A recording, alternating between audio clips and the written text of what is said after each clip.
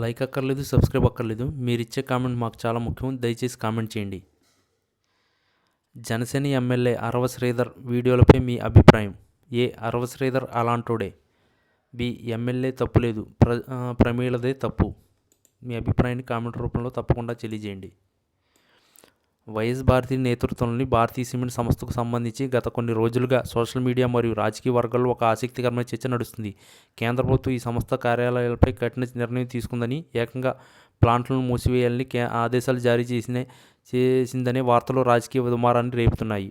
ప్రధానంగా ఆంధ్రప్రదేశ్ మాజీ ముఖ్యమంత్రి వైఎస్ జగన్మోహన్ రెడ్డి కుటుంబానికి చెందిన ఈ సంస్థ చుట్టూ గత 10 ఏళ్లుగా అనేక వివాదాలు ముసురుకున్న నేపథ్యంలో తాజా ప్రచార ప్రాధాన్యత సంతరించుకుంది. నిజానికి భారతీయ సిమెంట్కు గతంలో కేటాయించిన సున్నపురాయి గనులు లీజుల విషయంలో నిబంధనలు ఉల్లంఘన జరిగిందని కేంద్ర గనుల శాఖ ఇప్పటికీ కొన్ని అభ్యంతరాలు వ్యక్తం చేసింది. 2015లో వచ్చిన కొత్త నిబంధనల ప్రకారం గనుల కేటాయింపు కేవలం వేలం ద్వారానే జరగాలి. అయితే జగన్ ప్రభుత్వం హయాంలో పాత దరఖాస్తుల ఆధారంగా లీజులను పొడిగించడమే కేంద్రం సీరియస్ అయ్యింది.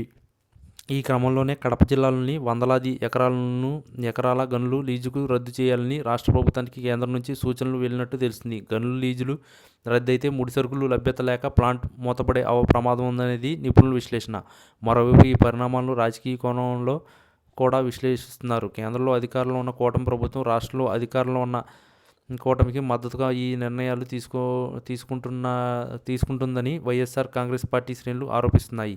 పారిశ్రామికవేత్తలు వేధించడం ద్వారా ప్రతిపక్ష నేతలకు ఇబ్బంది పెట్టాలని చూస్తున్నారని వారు వాదిస్తున్నారు. అయితే ఇది కేవలం చట్టపరమైన ప్రక్రియ అని, నిబంధనలకు విరుద్ధంగా పొందిన లీజులపై విచారణ జరిపి చర్యలు తీసుకోవడం సాధారణ విషయమని అధికార వర్గాలు స్పష్టం చేస్తున్నాయి. ఒకవేళ భారతీయ సిమెంట్ వంటి భారీ పరిశ్రమ మూతపడితే అది కేవలం వైఎస్ భారతికి లేదా ఆ కుటుంబానికి మాత్రమే కాకుండా అక్కడ పనిచేస్తున్న వేలాది మంది కార్మికుల ఉపాధిపై కూడా ప్రభావం చూపుతుంది. దక్షిణ భారతదేశంలో అతిపెద్ద సిమెంట్ ఉత్పత్తిదారుల్లో ఒకటిగా ఉన్న ఈ సంస్థ మూతపడితే సిమెంట్ మార్కెట్పై కూడా ప్రభావం పడే అవకాశం ఉంది.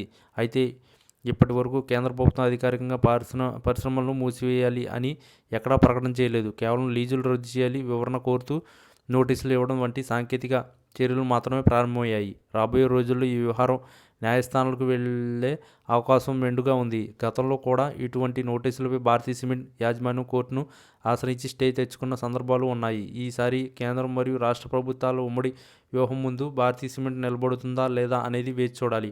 ఈ ఉత్కంఠభరితమైన పరిణామాలు వైఎస్ భారతికి రాజకీయంగా మరియు వ్యాపారపరంగా ఒక పెద్ద సవాల్గా మారుతుండడంలో సందేహం లేదు. ఈ వీడియో కనుక మీకు నచ్చినట్లయితే please like, share and subscribe channel.